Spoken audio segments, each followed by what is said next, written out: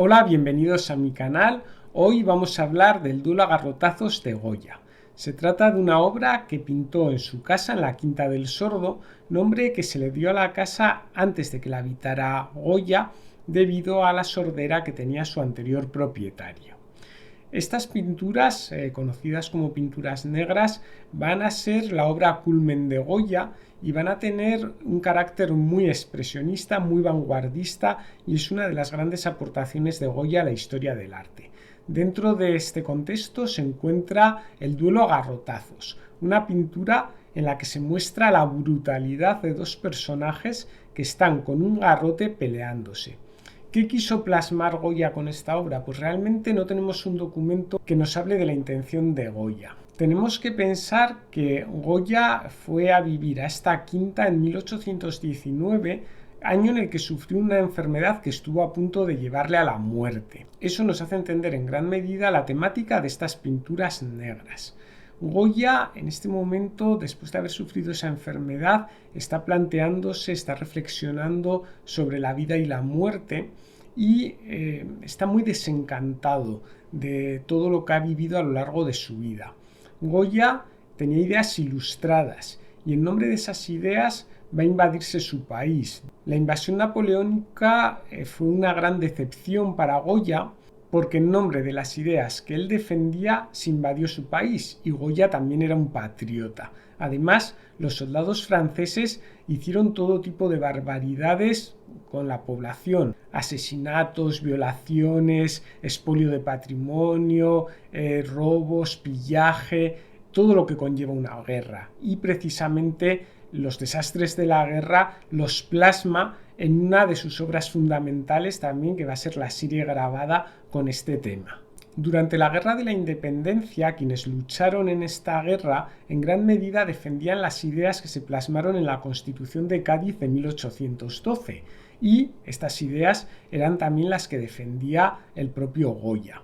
Cuando llega Fernando VII del exilio, no solamente no va a jurar la Constitución de Cádiz, sino que va a reinar bajo un absolutismo aún mayor que el que habían ejercido sus antecesores. Hubo una gran represión hacia los liberales, muchos de ellos tuvieron que exiliarse, y aquí ya se está generando esa idea de las dos Españas que, aunque Goya no lo indique, parece que es lo que representa este duelo a garrotazos. Tenemos que pensar que la idea de las dos Españas no es algo propio de la actualidad, ni siquiera de la guerra civil, sino que ahonda sus raíces precisamente en la guerra de la independencia. La Constitución de Cádiz era defendida por los liberales, pero también va a haber una rama absolutista muy presente en el país que va a empezar a generar esa idea de las dos Españas. Los liberales defienden las ideas que se plasman en la Constitución de Cádiz, unas ideas que proceden de la Ilustración y de la nueva sociedad que está surgiendo a partir de estas ideas que se plasmaron en la Revolución Francesa por un lado, y los absolutistas que defendían las ideas del antiguo régimen. Los liberales pretendían limitar el poder del rey a través de la Constitución. Además, la Constitución de Cádiz fue una de las constituciones más vanguardistas de su tiempo. Precisamente durante la época en la que Goya realizó las pinturas negras, Fernando VII ejerció su poder con el límite de la Constitución de Cádiz. Fue el trienio liberal que se produjo tras el levantamiento del general Riego. El levantamiento, que se produjo el 1 de enero de 1820 en Cabezas de San Juan, se vio secundado por otras localidades en las siguientes fechas, lo que obligó a Fernando VII a jurar la Constitución de Cádiz. La tensión que se vivía en este momento probablemente fue lo que impulsó a Goya a realizar esta pintura, en la que vemos a dos personajes del pueblo que están con un garrote pegándose el uno al otro. Uno de ellos, el que se encuentra a la izquierda de la composición, se encuentra herido, con sangre en el rostro, mientras que el otro se protege la cara con el brazo. La escena se desarrolla en un paisaje en el que vemos en primer plano a estos personajes. Además, esta composición no se encuentra centrada, sino que el tema principal está en el lado izquierdo. Si nos fijamos en el detalle de esta obra, entre las dos figuras nos encontramos dos toros enfrentados que parece que van a chocar uno con el otro, posiblemente también haciendo referencia a este duelo. Aunque a día de hoy vemos a los dos personajes con las piernas hundidas en la tierra, parece ser que no siempre fue así. Tras unos estudios que se realizaron durante la restauración, se comprobó que las piernas hundidas se pintaron con posterioridad. En la escena, en lugar de llegar a un acuerdo para poder salir de esa tierra en la que se hunden o para poder llegar a una solución dialogada, lo que hacen es golpearse, pues posiblemente hasta llegar a la muerte. El gran problema que ha tenido este país precisamente desde esta época.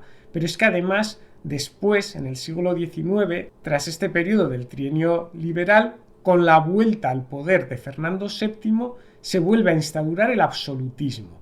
Y además, tras la muerte en 1833 del monarca, se va a producir un enfrentamiento a lo largo de todo el siglo XIX entre estas dos corrientes, la absolutista representada por el hermano del rey, por Carlos María Isidro, y la posición liberal por Isabel II y la regente María Cristina. La ingobernabilidad del país procuró diferentes soluciones. Nos encontramos en el siglo XIX la posibilidad de traer una nueva dinastía con Amadeo de Saboya, que lo primero que tiene que hacer cuando llega al país es velar el cadáver de su máximo valedor, el general Prim, uno de los magnicidios que se va a producir entre los líderes de los siglos XIX y XX también en el país. Tenemos a Prim, a Canalejas, a Eduardo Dato, a Cánovas del Castillo. También se produjo el fracaso de la Primera República y luego con la restauración borbónica hubo cierto equilibrio de poder entre los progresistas y los conservadores, representados los primeros por Sagasta y los segundos por Cánovas del Castillo. El máximo ideólogo de esta restauración fue el propio Cánovas del Castillo, y con la restauración borbónica se produjeron otros problemas. El modelo de Estado que se proponía era más centralista, con lo que se derogaron los fueros, y eso produjo también el surgimiento del nacionalismo vasco a través de Sabino Arana, que había sido anteriormente carlista. El desastre del 98, con la pérdida de las últimas colonias, tampoco favoreció el ambiente político del país. España entra en el nuevo siglo sin haberse adaptado a la modernidad que representaba este nuevo periodo. Los nuevos problemas de los obreros, el anarquismo, el magnicidio, como he dicho antes, de varios de los presidentes del gobierno, derivan durante el reinado de Alfonso XIII en la dictadura de Primo de Rivera.